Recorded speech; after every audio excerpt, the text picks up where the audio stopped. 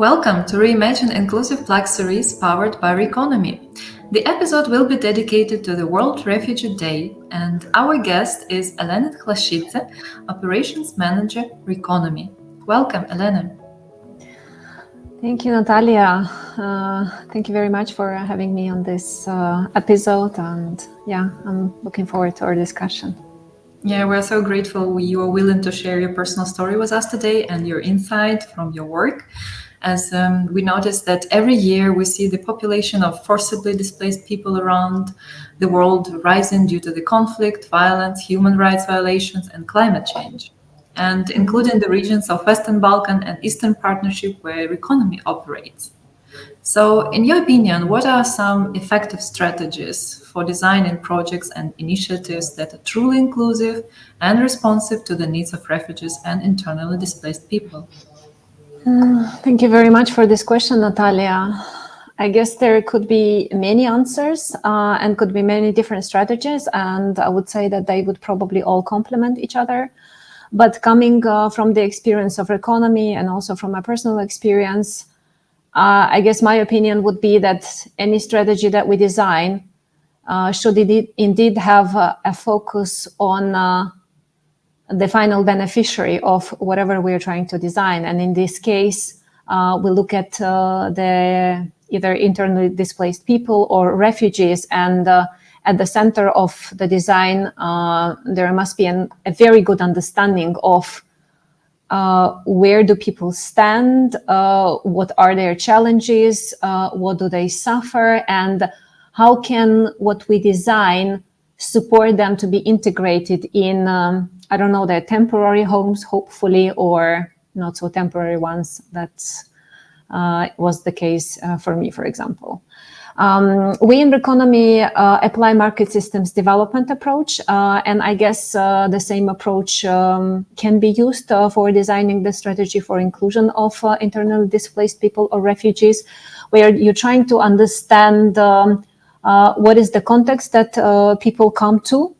Let's say if we're talking about internally displaced people in Armenia, then we should look probably into geographic locations where they have moved from Nagorno-Karabakh area, where they settle, and then what's available around there. What are the sectors of economy that could integrate people to the jobs?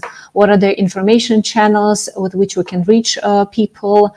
And what is actually missing that could be then developed together with the partners in the market. Let's say if we're talking about refugees, like in case in Moldova, we have, especially in the beginning, when the war started in Ukraine, we had a lot of people that were moving to Moldova, and for some it was a temporary stay, but for some it was maybe a stay where people spend few years. And then again, one needs to understand where do they come from, what are the skills, or what challenges do they face, do they have access to information, what is the language barrier that they might need to face, and then what is available in the market to offer, and then how can this be connected. But all in all, I guess at the center there must be an understanding of the vulnerable groups' needs, and also the psychological state, and what are those services that could be provided to them. Yeah, thank you so much. Indeed, the research indicates that cultural sensitivity is very important. The conflict sensitivity is very important when designing the interventions, because this increases the likelihood of it being accepted and effective in the long run, and understanding and integrating these cultural practices and norms into the project design can significantly improve the outcomes. And that's why the adaptive management is so important.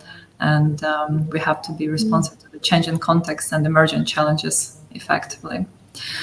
In this regard, what advice would you offer to the organizations and individuals striving to embed the inclusivity into their work and projects? How can they ensure that they are genuinely meeting the needs of the most vulnerable?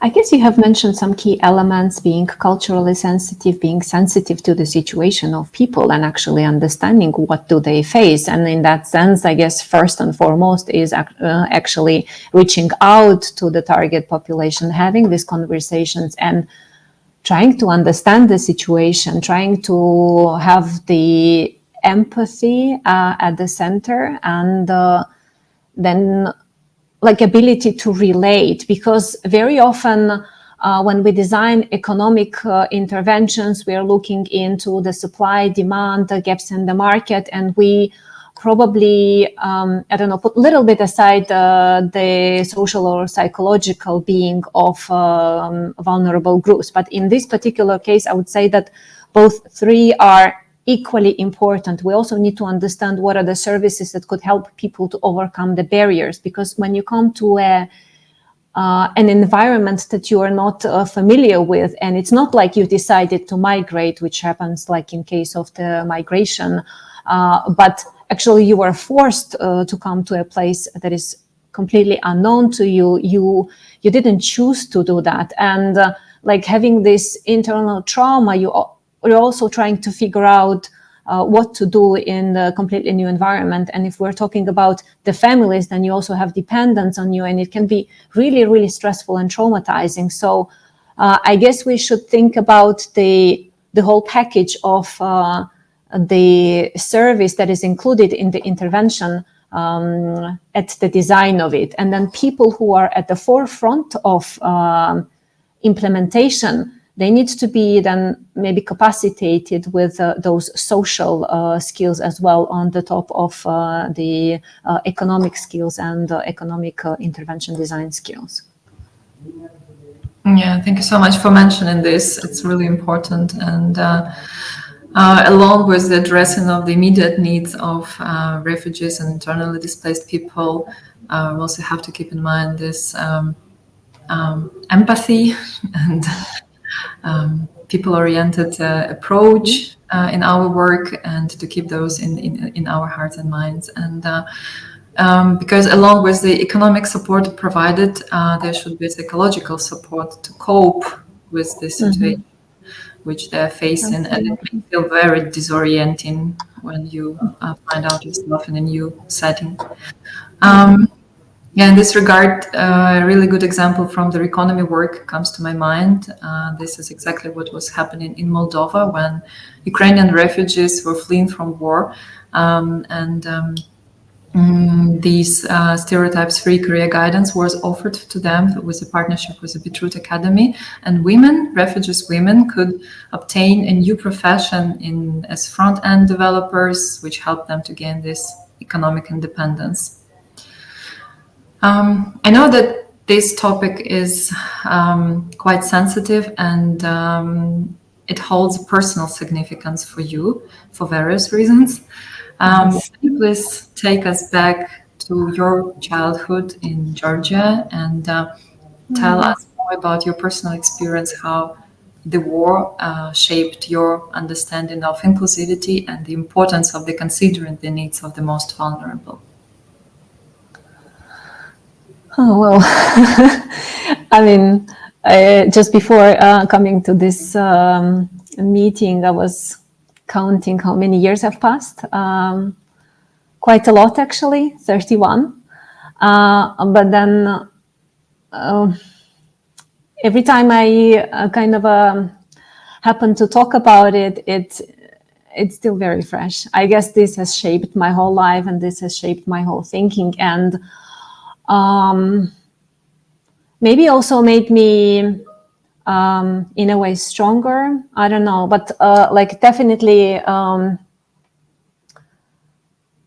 made me a lot resilient to anything that could happen. I mean, 31 years later, I still feel, or I like, especially when the war started in Ukraine in 2022, and at that time I was in Moldova, and I was kind of observing this flow of people, of refugees coming to a new place, and like completely disoriented, as you mentioned, and not knowing what to do with their life, what to expect. I kind of relived all those experiences. I was 12 when the war ended in Abkhazia, and it wasn't safe for us to stay. So basically we had to run. So I was on a run with my family. we have moved to Tbilisi. And one could say that, yeah, it's the same country, same language, same people, but nonetheless, you're still in an environment where you don't know many people, you don't know where to go, what to do, where to live. We did have relatives, and then we ended up staying at the relatives' place. But again, like, how long can you live at somebody's house? And I guess the reason I'm mentioning it is that then a lot of internally displaced people were kind of settling in more compound areas like administrative buildings or like anything that was possible at that time, because Georgia was also facing a lot of dark times at that time. And when I think about the opportunities that might have been available at that time, somehow I feel like this went all past me in a way, because we were a little bit in an isolated area, right? Living in the apartment of relatives for a very long time, and like completely not knowing what to do with our lives.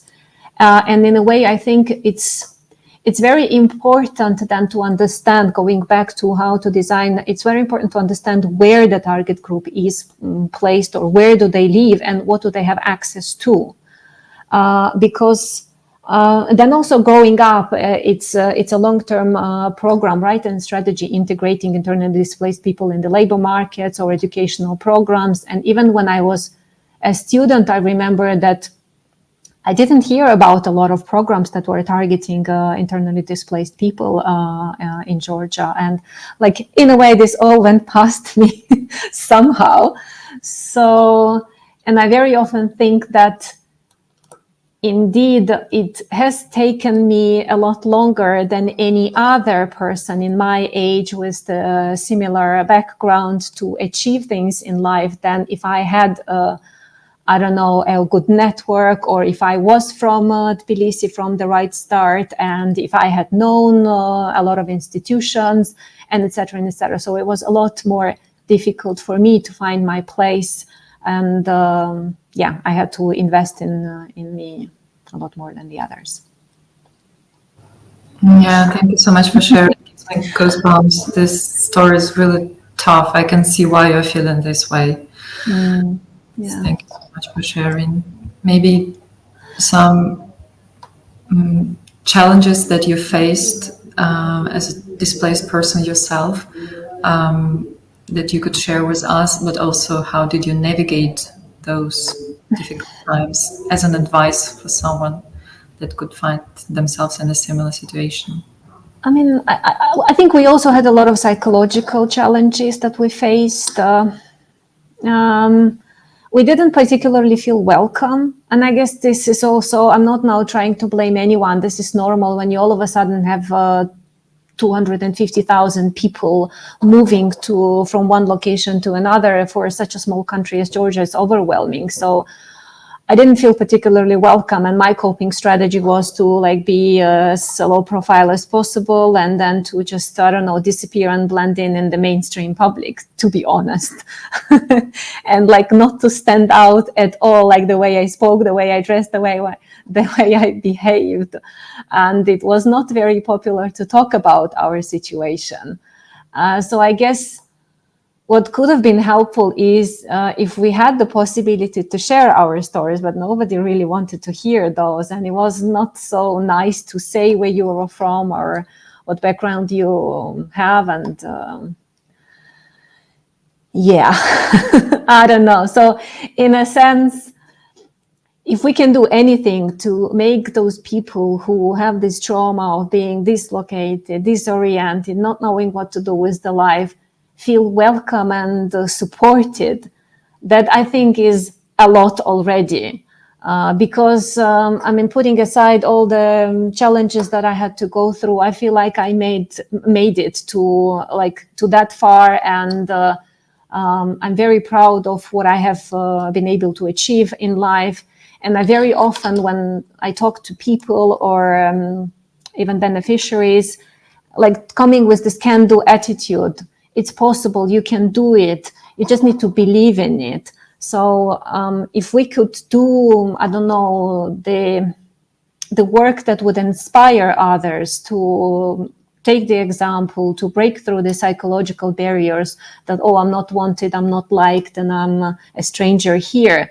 That could be helpful. And then it's in hands of individuals and what they do with their life. Because, yes, I mean,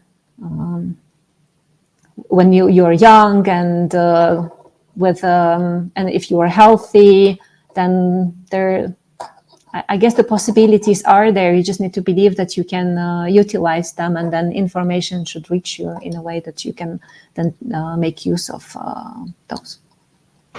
Yeah, I admire how much strength and actually positive mindset you managed to have in going through these tough times.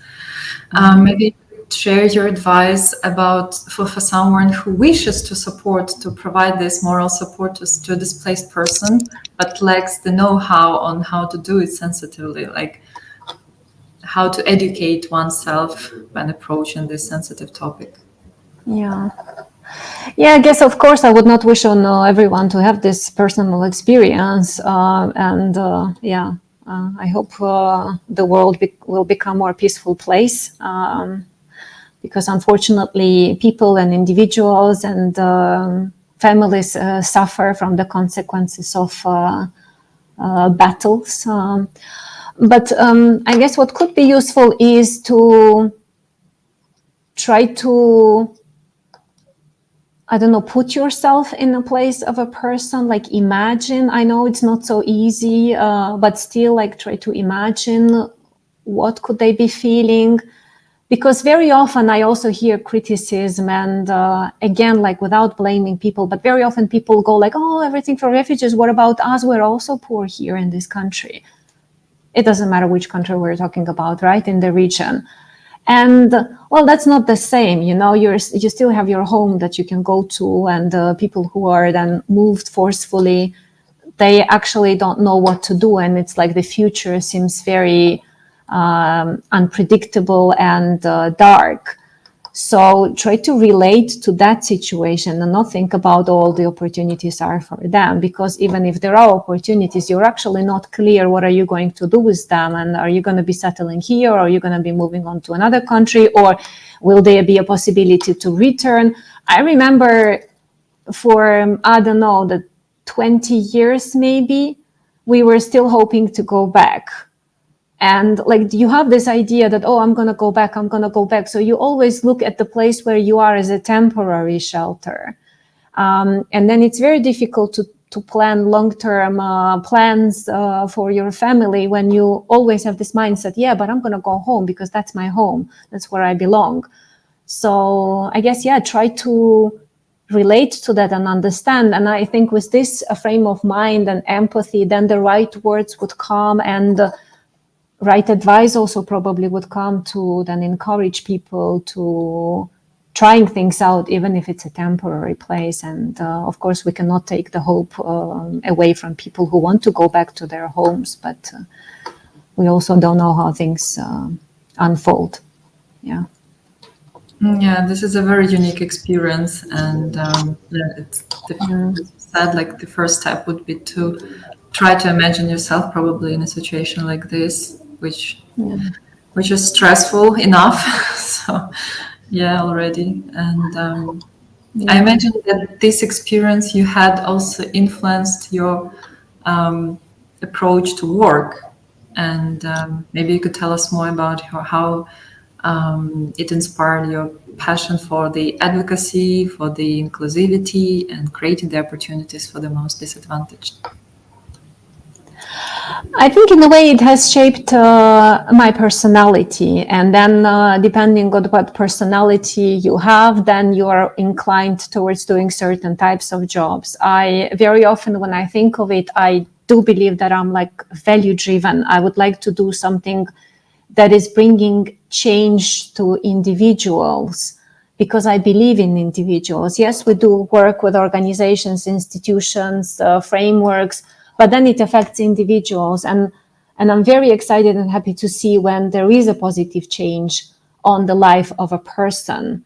Of course, there is also a lot of where it doesn't work and it doesn't happen. It works both ways. And then, as I was mentioning, you as an individual also need to believe that it's possible. That's why I also believe in advocating for success cases and showing a lot of like real cases from life where people made it, where people overcome the social, psychological, economic barriers and made it to the success. We have a lot of stories like that. And I think they should be reaching individuals who are then struggling with their life and not knowing what to do. But of course, it cannot be only done in one way. It's quite a complex matter, quite a sensitive matter, and it should be combined with a lot of different methodologies where you have mentorship, coaching, psychological support, but also access to economic opportunities, and slowly then integrating people in the economies and societies and making them feel at home and welcome. Yeah, therefore, very much appreciate your personal story, because this is indeed in line with this storytelling approach, which is proven to help to amplify the voices of the underrepresented communities and help to challenge the stereotypes and promote this inclusivity. And yeah, thank you so much. It means a great deal for us, your openness and willingness to share it with us today. And yeah, I can imagine that very few people actually were aware of what you and your family have to overcome. Yeah. What made you, as you said, what shaped your character. So yeah, your story may serve as an eye-opener for some people and could serve as a very valuable reminder to be more thoughtful and sensitive when even within our working environment and daily interaction with each other. I hope. I don't know. I guess, yeah, it is what it is, and it is the way it is. And I don't know how my life would have been should I lived a different life, but it is the way it is. I'm very happy about how it's evolved, and yeah, I guess it did make me stronger, and also like relying on my own strengths and being also independent from a lot of things. And for that, I probably am grateful of the challenges that I had in my life, but I don't want them anymore. So let's leave them in the past. Let's finally get to the comfort zone that yes, we're talking about. yes, uprise. Yeah. Yeah, we're happy to have you also in RECONOMY. So yeah, I guess this is the chance we had to meet at this point in life. Yeah. But looking ahead, also, like, what kind of progress do you hope to see in terms of the inclusivity and support for the vulnerable groups, for people, internally displaced people and refugees locally and on the global scale? Well, I mean, in the dreaming phase, I would say that I hope people don't have to be moved anymore, and we are more cautious about, and I'm not talking only about the war, but also what you were mentioning, environment. I hope we learn the lesson and we take care more of our planet, of each other, and I guess I hope the world will be a better place in the future. But on the other hand, talking a little bit in terms of numbers, I hope that all the organizations that are putting a lot of effort in integrating people in the economies, or like reducing these gaps, that we will have more reduced gaps and more people will be able to live in dignity and prosperous lives. And yeah, I hope that that would be a future, and we will have more and more of that, and not vice versa. Yeah, this is a very beautiful manifest. Let it come true. Thank you so much. And for the listeners, yes, please stay tuned. Stay with Thanks a lot, Natalia, and yeah, take care.